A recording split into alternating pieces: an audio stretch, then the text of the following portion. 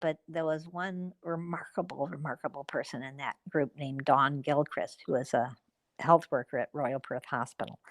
And she invited me to go up to Carnarvon and visit, um, do a community meeting up there, among two warring mobs, where there was a lot of, tough history. And Mm-hmm. a child had just been murdered by a teenager in another mob. And anyway, and they were bringing me in as a kind of mediator. Anyway, I went up there and had it was an extraordinary day up there. And then I came back and literally on my way to the airport met again with the Council of Aboriginal Elders. And Dawn Mm-hmm. had a rock that she had painted. And she said to Marlene Giacomora, who was hosting the meeting, she said, might I ask a question? And Marlene said, of course. And she said, I brought a rock and I'd like to just pass the rock around and ask, what this week, has given you hope. Mm-hmm. And she started the rock with a person that was next to me.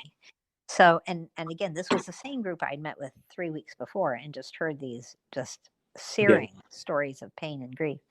So here I heard everyone's hopes. And by the time the rock got to me, it was like holding a burning coal. Mm-hmm. It was almost too hot to hold in my hands. And I looked at this rock, which sits on my desk, and in the center of it was something that looks like an orange asterisk.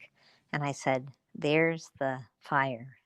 And there's the yarning circle because it had orange dots around it. And then it had, what turned out to be emu tracks, but looked like sort of arrows. And then it had white dots on the outside. And I said, I just see the fire and listen to the stories, to the yarning circle, and it creates so much healing energy that it'll heal the rest Mm. of us too.